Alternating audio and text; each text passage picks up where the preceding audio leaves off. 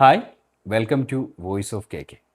ഇന്ന് ഞാൻ സംസാരിക്കുന്നത് റിവർ ഇന്ത്യനെ കുറിച്ചാണ് കേട്ടോ. സ്കൂട്ടേഴ്സിലെ XUV. കുറച്ച് കാലങ്ങളായിട്ട് ഈ ഒരു വണ്ടി ടെസ്റ്റ് റൈഡ് ചെയ്യുമെന്ന് വിചാരിക്കുകയാണ്. അങ്ങനെ എൻ്റെ ഫ്രണ്ട് സർക്കിളിലേക്കും ആ ഒരു വണ്ടി വന്നു. ഞാൻ എയ്തർ റിസ്ത വാങ്ങിക്കുന്ന സമയത്ത് കണ്ണൂരിൽ ഈ റിവർ ഇന്ത്യൻ്റെ ഷോറൂമൊന്നുമില്ല കേട്ടോ.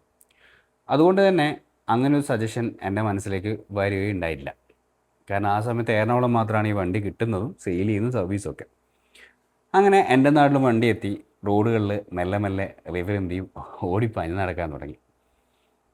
എനിക്ക് നിങ്ങളോട് പറയാനുള്ളത്, നിങ്ങൾ എല്ലാ സ്കൂട്ടേഴ്സും ടെസ്റ്റ് റൈഡ് ചെയ്ത് അവസാനം എയ്തറിൽ വന്ന് നിൽക്കുകയാണെങ്കിൽ നിങ്ങൾക്ക് റിവർ ഇന്ത്യയും കൂടി പരിഗണിക്കാവുന്നതാണ്. കാരണം 8 വർഷത്തെ വാറണ്ടി നിങ്ങൾക്ക് റിവർ ഇന്ത്യയും കൂടി തരാൻ പോകുന്നു എന്നൊക്കെയാണ് കേൾക്കുന്നത്. ഇപ്പോൾ ഉണ്ടോ എന്നറിയില്ല. കാരണം അങ്ങനെ അതിലെന്തെങ്കിലും 8 വർഷം വാറണ്ടി കിട്ടുന്നതാണ് പൊതുവേ അറിയപ്പെടുന്നത്. അഥവാ അതിലെന്തെങ്കിലും തെറ്റുകുറ്റങ്ങളുണ്ടെങ്കിൽ നിങ്ങളത് തിരുത്തണം. എൻ്റെ അറിവിൽ അങ്ങനെയാണ് എനിക്ക് മനസ്സിലാക്കാൻ സാധിച്ചത് ഇന്ന് സംസാരിച്ചപ്പോഴൊക്കെ. ഇപ്പോൾ 8 വർഷത്തെ വാറണ്ടി ഉള്ള വണ്ടിയാണ് എയ്തറും റിവറും എങ്കിൽ റിവറിലേക്ക് ഇച്ചിരി മാറി ചിന്തിക്കാവുന്നതാണ്. കാരണം ഞാൻ എൻ്റെ റിസ്തയും കൊണ്ട് അല്ല എൻ്റെ കാറോ കൊണ്ടുപോകുന്ന റോഡിൽ നല്ല കുണ്ടും കുഴിയൊക്കെ ഉള്ള സ്ഥലമാണ് കേട്ടോ. അതുവഴി പോകുമ്പോൾ എത്രത്തോളം വണ്ടിയിൽ ജെർക്കിങ് ഉണ്ടാകുന്നുണ്ട്, കുലുക്കം ഉണ്ടാകുന്നതൊക്കെ എനിക്ക് പേഴ്സണലി അറിയാം. ആ സ്ഥലത്തൂടെ ഞാൻ റിവർ ഇന്ത്യ കൊണ്ടുപോകുമ്പോൾ എനിക്കുണ്ടായ ഒരു ഫീലുണ്ട്. ആ സമയത്താണ് ഈ ഷോക്ക് അബ്സോർബറിലെ വ്യത്യാസം മനസ്സിലാക്കാൻ സാധിച്ചത്. അങ്ങനെ വണ്ടി ഞാൻ ഫുള്ളായിട്ട് ഒന്ന് ചെക്ക് ചെയ്ത് നോക്കി കേട്ടോ. ഒരു പുതിയൊരു എന്താ പറയുക, ഇലക്ട്രിക് സ്കൂട്ടർ നിർമ്മാണ മേഖല അല്ലെങ്കിൽ ഓട്ടോമൊബൈൽ രംഗത്ത് വരുന്ന ഒരാൾക്കാരായിട്ടോ അത്തരത്തിലൊരു ബിൽഡായിട്ടോ എനിക്ക് തോന്നിയിട്ടില്ല.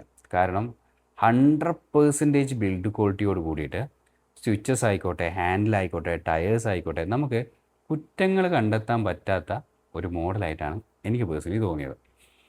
അങ്ങനെ വണ്ടിയിൽ കയറി ഞാൻ ഇതിൻ്റെ ബൂട്ട് സ്പേസ് നോക്കിയപ്പോൾ 2 ഹെൽമെറ്റ് വെക്കാനുള്ള സ്പേസ് ഉണ്ട്, ഒരു ലൈറ്റിംഗ് പോയിൻ്റ് ഉണ്ട്, ഒരു ലൈറ്റിൻ്റെ പോയിൻ്റ് ഉണ്ട്. പോയിന്റിൽ നമുക്ക് ആ ഒരു ബൾബിലൊരു പോർഷൻ ഉണ്ട്. പിന്നെ ഉള്ളത് ഇതിൽ മൊബൈൽ ചാർജ് ചെയ്യാം, അതുപോലെ തന്നെ മൊബൈൽ വെക്കാനൊരു സോക്കറ്റും ഉണ്ട് ഫ്രണ്ടേജ് ഇതിൽ.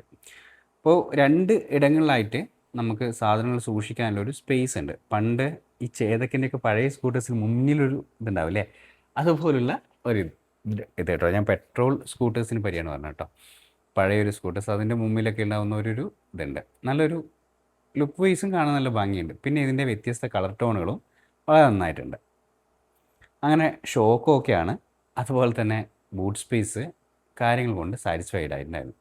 പിന്നെ എനിക്ക് നിങ്ങളോട് പറയാനുള്ളത്, നിങ്ങളൊരു ഇച്ചിരി പ്രായമുള്ള ആൾക്കാരാണ്, ഒരു 10-50 വയസ്സിന് മേശം, അല്ലെങ്കിൽ ഫാദർ അല്ലെങ്കിൽ ഗ്രാൻഡ് ഫാദറിനൊക്കെ ഒരു സ്കൂട്ടർ വാങ്ങിച്ചു കൊടുക്കുക, അങ്ങനത്തെ ഒക്കെ ചിന്തിക്കുന്ന വ്യക്തികളാണ് നിങ്ങളെങ്കിൽ എനിക്ക് ഈ റിവർ ഇന്ത്യ ഒന്ന് സജസ്റ്റ് ചെയ്യാൻ പറ്റാണ്. കാരണം കാല് നല്ല കംഫർട്ടായിട്ട് നമുക്കൊരു ഇത്തിരി നീട്ടി വെക്കാനും, കാല് മുട്ടുവേദന, കാല് വേദന ഉള്ളവർക്ക് കുറച്ച് ലോങ് ഡ്രൈവ് ചെയ്യുമ്പോൾ ഒരു ഫീൽ ഗുഡ് കിട്ടാൻ വേണ്ടിയിട്ട് നല്ലൊരു റൈഡിങ് പൊസിഷൻ ഉണ്ട് ഇതിൽ. പിന്നെ ഇത് ഏത് പ്രായക്കാർക്കും ഓടിക്കും. ഒരു സ്പോർട്ടി ലുക്കായിട്ട് അല്ലെങ്കിൽ വേറൊരു ടൈപ്പിൽ എങ്ങനെ വേണ്ടി ഉപയോഗിക്കാൻ പറ്റുന്ന ഒരു ഡിസൈനാണ് ഇതിൻ്റെ. ഫ്രണ്ട് ലൈറ്റിൽ 2 ഹെഡ്ലൈറ്റ് ഉണ്ട്, ടെയിൽ ലൈറ്റ്. പിന്നെ അതുപോലെ തന്നെ ഒരു മൾട്ടി യൂട്ടിലിറ്റി വെഹിക്കിളായിട്ട് വരെ ഉപയോഗിക്കാൻ പറ്റുന്നതാണ് എനിക്കിത് തോന്നി. കുറച്ച് ലോഡൊക്കെ കയറ്റി അല്ല അങ്ങനെയൊക്കെ ചെയ്യാൻ പറ്റും. 2 സൈഡിൽ ബോക്സൊക്കെ വെച്ച് അങ്ങനെയൊക്കെ വ്യത്യസ്തമായിട്ട് ചെയ്യാൻ പറ്റുന്നു, മനസ്സിലാക്കാൻ പറ്റുന്നു. പിന്നെ 4 കിലോ വാട്ടിൻ്റെ ബാറ്ററി, അതുപോലെ തന്നെ അതിന് ഈക്വലൻ്റ് ആയിട്ടുള്ളൊരു മോട്ടർ ഒക്കെയാണ് ഇതിൽ കൊടുത്തിരിക്കുന്നത്. ഫാസ്റ്റ് ചാർജിങ്ങിനുണ്ട്. നോർമൽ ചാർജിങ്ങിൽ ഏകദേശം 6 അവർ ഓർ 7 അവേഴ്സിനടുത്ത് വരുന്നുണ്ട്. ഫാസ്റ്റ് ചാർജിങ് ഏകദേശം 1.5 അവർ കൊണ്ട് ഫുൾ ചാർജ് ചെയ്യാനും പറ്റും. പിന്നെ ഇതിൽ നമുക്ക് എക്കോയിൽ പോവുകയാണെങ്കിൽ ഓൺ റോഡിൽ ഒരു 115 കിലോമീറ്റർ 120 വരെ കിട്ടും. കോമൺലി കിട്ടിയവരാണ് പറയുന്നത്. നമുക്ക് എക്കോയിൽ ഒരിക്കലും റൈഡ് ചെയ്യാൻ പറ്റില്ല. കാരണം എക്കോയിൽ റൈഡ് ചെയ്ത് കഴിഞ്ഞാൽ നമ്മുടെ നാട്ടിലെ കയറ്റമൊക്കെ വരുമ്പോൾ ഈ ഉറുമ്പെഴയുന്ന പോലെയൊക്കെ പോകേണ്ടി വരും. അതിന് പകരം നമ്മൾ മാറ്റി റൈഡ് ചെയ്യുന്ന സമയത്ത് നമുക്ക് എങ്ങനെ ആയിക്കഴിഞ്ഞാലും ഒരു 80, 90, 100 വരെയൊക്കെയാണ് നമുക്കൊരു നോർമൽ സ്പീഡിൽ പോയാൽ കിട്ടുന്നത്. നോർമൽ വെച്ചാൽ എക്കോയിൽ കേട്ടോ, എക്കോയുടെ മുകളിലേക്ക് വരുമ്പോൾ നമുക്ക് കിട്ടുന്നത്. ഇപ്പോൾ ഒരു 100 കിലോമീറ്റർ നിങ്ങൾ ഡ്രൈവിൽ പ്രതീക്ഷിച്ചാൽ മതി. ഓക്കെ, പേഴ്സണലി അവൻ പറയുന്നത് അങ്ങനെയാണ്. അവൻ എക്കോയിൽ 120 വരെ കിട്ടിയിട്ടുണ്ട്. പിന്നെ മാക്സിമം എത്ര സ്പീഡ് റൈഡ് ചെയ്യാൻ പറ്റുമെന്ന് ചോദിച്ചാൽ എനിക്കൊരു 75 വരെയൊക്കെ റൈഡ് ചെയ്യാൻ പറ്റിയിട്ടുണ്ട്. ചിലപ്പം 90 വരെ പോകുമെന്ന് പറയുന്നു, അതെനിക്കറിയില്ല. ഞാൻ റൈഡ് ചെയ്തപ്പോൾ എനിക്ക് അത്രയാണ് പറ്റിയത്. ചിലപ്പോൾ എൻ്റെ ഡ്രൈവിങ് ഇഷ്യൂസ് കൊണ്ടായിരിക്കാം. ഞാൻ നോർമലി പോകുന്നത് ഒരു 50-നും 60-നും ഇടയിലാണ്. ഞാനിതൊരു എത്ര ഗിയറും നോക്കിയിട്ട് അങ്ങനെ ഓടിച്ചിട്ടുണ്ടായിരുന്നു. 90 വരെയൊക്കെ വരും എന്ന് അവൻ പറയുന്നുണ്ട്, എനിക്കറിയില്ല. ഞാൻ ഓടിച്ചപ്പോൾ എനിക്ക് അത്രയാണ് കിട്ടിയത്. ചിലപ്പോൾ കുറച്ചും കൂടി മുന്നോട്ട് പോകുമ്പോൾ വരുമായിരിക്കും, അറിയില്ല. ഏകദേശം ഒരു 90 കിട്ടുമെന്ന് പ്രതീക്ഷിക്കാം. പിന്നെ രണ്ടാൾക്കാർ ഇരുന്ന് കഴിഞ്ഞാൽ കംഫർട്ട്, അവരെ ഫുഡ് റെസ്റ്റിങ്ങിൻ്റെ ഒരു പൊസിഷനിങ് എല്ലാം നൈസായിട്ടാണ് ചെയ്തിരിക്കുന്നത്.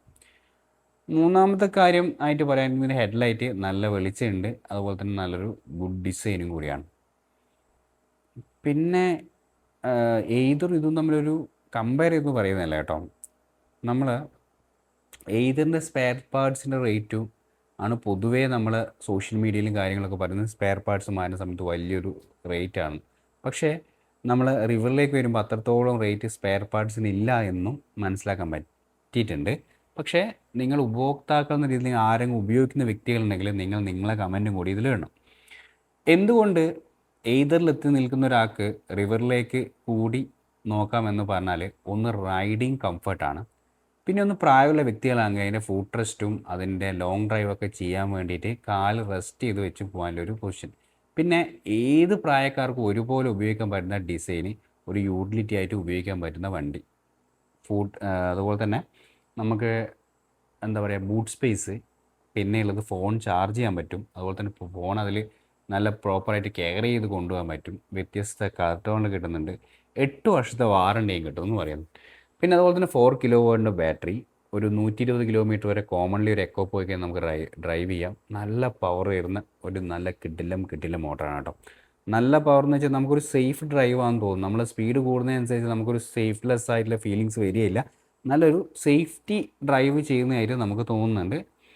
കാരണം അതെനിക്ക് ഏതറിലും തോന്നിയിട്ടുണ്ട്. പക്ഷേ എനിക്കത് ബജാജ് ചേതക്കിൽ അതൊരു സേഫ്റ്റി ഡ്രൈവായിട്ട് തോന്നില്ല. ഏതറിൽ എനിക്ക് നല്ല എത്ര സ്പീഡ് പോകുമ്പോൾ ഒരു സേഫ്റ്റി, നമുക്കൊരു കോൺഫിഡൻറ്റ് കിട്ടുമല്ലോ. ആ ഒരു കോൺഫിഡൻറ്റ് ഈ റിവറിലും കിട്ടുന്നത്. കാരണം ഇതിൻ്റെ ടയേഴ്സൊക്കെ നല്ല സൈസുള്ളതാണ് കേട്ടോ. അപ്പോൾ നിങ്ങൾ ആരെങ്കിലും ഒരു ഇലക്ട്രിക്കൽ സ്കൂട്ടർ എടുക്കാൻ നോക്കുകയാണെങ്കിൽ അവസാനം ഒന്ന് ഈ റിവർ എന്തെങ്കിലും കൂടി ടെസ്റ്റ് റൈഡ് ചെയ്ത് നോക്കും. അതിലുപരി ഇത് നമ്മൾ മലയാളികളുടെ കമ്പനിയാണ്. ഇതൊരു പുതിയൊരു ബ്രാൻഡാണെന്നോ അവരെ മാനുഫാക്ചറിങ്ങോ കണ്ടു കഴിഞ്ഞാൽ നമുക്ക് മനസ്സിലാക്കാൻ പറ്റും. അതിൻ്റെ സ്വിച്ചസൊക്കെ നിങ്ങൾ ആ വണ്ടി എടുക്കാനോ അല്ലെങ്കിൽ കാണാനോ പോയി സ്വിച്ചസൊക്കെ ഒന്ന് തൊട്ടുക, ഹാൻഡിലൊക്കെ തൊട്ടുക, ഡ്രൈവിങ്ങിൻ്റെ ഒരു പൊസിഷനൊക്കെ ഒന്ന് ഇരുന്ന് നോക്കും. അപ്പോൾ നിങ്ങൾക്ക് മനസ്സിലാവും എത്രത്തോളം എഫേർട്ട് എടുത്ത് അല്ലെങ്കിൽ എത്രത്തോളം ചിന്തിച്ച് എത്രത്തോളം കഴിവുള്ള ഒരാൾ നിർമ്മിച്ച് ഈ രീതിയിലേക്ക് എടുത്തിയാണ്. നമുക്ക് മലയാളികൾ സ്വാഭാവികമായിട്ടും അഭിമാനം തോന്നാൻ പറ്റുന്ന ഒരു മോഡലും കൂടിയാണ്. അപ്പോൾ നിങ്ങളെല്ലാവരും ടെസ്റ്റ് റൈഡ് ചെയ്യുക ഈ വണ്ടി. ഏത് വണ്ടി എടുക്കുന്നതിന് മുമ്പും അത്തരത്തിൽ ഈ വണ്ടിയും ഒന്ന് സജസ്റ്റ് ചെയ്ത് നോക്കുക. കാരണം നിങ്ങളല്ലെങ്കിൽ എന്താ പറയുക, നിങ്ങൾക്ക് അറിയുന്ന ആൾക്കാരോ അല്ലെങ്കിൽ ഉപയോഗിക്കുന്ന ആൾക്കാരോ ഉണ്ടെങ്കിൽ ഒന്ന് ഓടിച്ച് നോക്ക്. നിങ്ങൾക്ക് മനസ്സിലാവും എത്രത്തോളം കംഫർട്ട് ഉണ്ട്, എത്രത്തോളമാണ് ഇതിൻ്റെ കാര്യങ്ങളെന്നൊക്കെ. പിന്നെ സർവീസ് കോസ്റ്റിനെ പറ്റിയിട്ടൊക്കെയാണുള്ളത്. ഓക്കെ. പിന്നെ ഈ വീഡിയോ കാണുന്ന ആരെങ്കിലും റിവറിന്തി ഉപയോഗിച്ചതോ ഉപയോഗിക്കാൻ ആഗ്രഹിക്കുന്ന വ്യക്തികളാണെങ്കിൽ നിങ്ങളിതിൽ താഴെ കമൻറ്റ് ചെയ്യുക. പിന്നെ ഇതിൽ ഞാൻ പറഞ്ഞ കാര്യങ്ങൾ എന്തെങ്കിലും തെറ്റുകുറ്റങ്ങളുണ്ടെങ്കിലും നിങ്ങൾ കമൻറ്റ് ചെയ്യണം. പിന്നെ ഈ വീഡിയോയുടെ താഴെ പ്രത്യേകിച്ച് നിങ്ങൾ കമൻറ്റ് ചെയ്യണമെന്ന് പറയുന്നത് ഇതിൻ്റെ ഉപഭോക്താവാണെങ്കിൽ, കാരണം എടുക്കാൻ പോകുന്ന ആൾക്കാർക്ക് നിങ്ങൾ ഈ കമൻറ്റ്സ് വായിച്ചിട്ട് കുറേ കാര്യങ്ങൾ മനസ്സിലാക്കാൻ പറ്റും. അതിപ്പോൾ മേ ബി എന്ത് മോശം അവസ്ഥയിലായാലും നിങ്ങൾ ഇടണം. കാരണം ഞാൻ പണ്ടൊരു EV സ്കൂട്ടർ വാങ്ങിയ സമയത്ത് കുറേ കമൻറ്റ്സും കുറേ ആൾക്കാരോടും ചോദിച്ചിട്ടൊക്കെയാണ് നമ്മൾ വണ്ടി എടുത്തത്. അതിൻ്റേതായ ഗുണം എനിക്ക് കിട്ടിയിട്ടുണ്ട്. നിങ്ങൾ കമൻറ്റ് ബോക്സിൽ ഉപഭോക്താവുന്ന രീതിയിൽ അല്ലെങ്കിൽ അത് യൂസ് ചെയ്യുന്ന ആളെന്ന രീതിയിൽ നിങ്ങളെ സത്യസന്ധമായ കമൻറ്റ് ചെയ്ത് കഴിഞ്ഞാൽ ഇത് കുറേ ആൾക്കാർക്ക് ഉപകാരപ്രദമാവും. അതുപോലെ തന്നെ നിങ്ങൾക്ക് എൻ്റെ ചാനൽ ഇഷ്ടപ്പെടുകയാണെങ്കിൽ ലൈക്ക് ചെയ്യുക, ഷെയർ ചെയ്യുക, അതുപോലെ തന്നെ സബ്സ്ക്രൈബും ചെയ്യുക. വീണ്ടും ഇതുപോലൊരു വീഡിയോ ആയിട്ട് കാണാം. അപ്പോൾ EV സ്കൂട്ടർ എടുക്കുന്ന എല്ലാവരും ഒരു മിഡിൽ ക്ലാസ്സിലെ ആൾക്കാരായിരിക്കും. അല്ലെങ്കിൽ നമ്മളെ പൈസ സ്വരുക്കൂട്ടി വാങ്ങിക്കുന്ന വാഹനം നമ്മൾ ലൈഫ് ലോങ് നമ്മുടെ കൂടെ നിൽക്കണം, അല്ലെങ്കിൽ പെട്ടെന്ന് കംപ്ലയിൻറ്റ്സ് ഒന്നും വരാൻ പാടില്ല, ഇപ്പോൾ ഓലയൊക്കെ അനുഭവിക്കുന്ന രീതിയിലേക്ക് എത്തിപ്പെടാൻ പാടില്ല എന്നൊക്കെ ചിന്തിക്കുന്ന വ്യക്തിയാണെങ്കിൽ വളർന്നു വരുന്നൊരു കമ്പനിയാണ് റിവർ. അതിലുപരി ഇതിൽ പല മൾട്ടിനാഷണൽ കമ്പനീസ്, യമഹ പോലുള്ള കമ്പനീസ് ഇൻവെസ്റ്റ് ചെയ്തിട്ടുണ്ട്. അപ്പോൾ ഇതിൽ എന്തെങ്കിലും ഉണ്ടാവില്ല. അപ്പോൾ നിങ്ങൾക്ക് പേടിക്കാതെ തന്നെ ഈ വണ്ടി ബുക്ക് ചെയ്യാവുന്നതും എടുക്കാവുന്നതാണ് ഒന്നാമത്തെ കാര്യം. അപ്പോൾ നിങ്ങൾ ടെസ്റ്റ് റൈഡ് ചെയ്ത് എത്രത്തോളം ഓക്കെ ആണെന്നൊന്ന് നോക്കുക. എല്ലാ വണ്ടികളും ടെസ്റ്റ് റൈഡ് ചെയ്യുക. എന്നിട്ട് നിങ്ങൾ നല്ലൊരു തീരുമാനത്തിലേക്ക് എത്തുക. അപ്പോൾ റിവറിന്തി എടുക്കാൻ ആഗ്രഹിക്കുന്ന വ്യക്തികൾ ആരെങ്കിലും ഉണ്ടെങ്കിൽ നിങ്ങൾ കണ്ണും പൂട്ടി എടുക്കാവുന്നതാണ്. കാരണം ഉപഭോക്താവെന്ന രീതിയിൽ അവൻ്റെ അഭിപ്രായവും ഓടിച്ചിട്ട് എനിക്ക് മനസ്സിലായ കാര്യങ്ങളൊക്കെയാണ് കേട്ടോ. പിന്നെ ഈ വാറണ്ടി ഡീറ്റെയിൽസ് 8 വർഷം ഉണ്ട് എന്നുള്ള കാര്യങ്ങൾ ഉറപ്പ് വരുത്തുകയും വാറണ്ടി റിലേറ്റഡ് ആയിട്ടുള്ള ഇഷ്യൂസ് ഉണ്ടാവില്ല. ഇങ്ങനെ റൈഡ് ചെയ്യാൻ പാടില്ല, ഇത്ര ചാർജ് ചെയ്യാൻ പാടില്ല, അല്ലെങ്കിൽ ഇങ്ങനെ അതിനെപ്പറ്റിയുള്ള യൂസർ മാനുവൽ ഉപയോഗിച്ച് വ്യക്തമായിട്ട് പഠിച്ചതിന് ശേഷം മാത്രമേ ഓരോ ഇലക്ട്രിക്കൽ സ്കൂട്ടറും വാങ്ങിക്കാൻ പാടുള്ളൂ. അത് വ്യക്തമായിട്ട് മനസ്സിലാക്കുക. നിങ്ങൾക്കത് മനസ്സിലാവുന്നില്ലെങ്കിൽ വീണ്ടും ChatGPT കാര്യങ്ങളോ ഒക്കെ ഉപയോഗിച്ച് മനസ്സിലാക്കിയതിന് ശേഷം മാത്രമേ ഒരു EV എന്നുള്ള രീതിയിലേക്ക് എത്തിപ്പെടാൻ പാടുള്ളൂ. അതിൻ്റെ ടേംസ് ആൻഡ് കണ്ടീഷൻസ്. ഓക്കെ, അപ്പോൾ വീണ്ടും ഇതുപോലൊരു വീഡിയോ വരാം.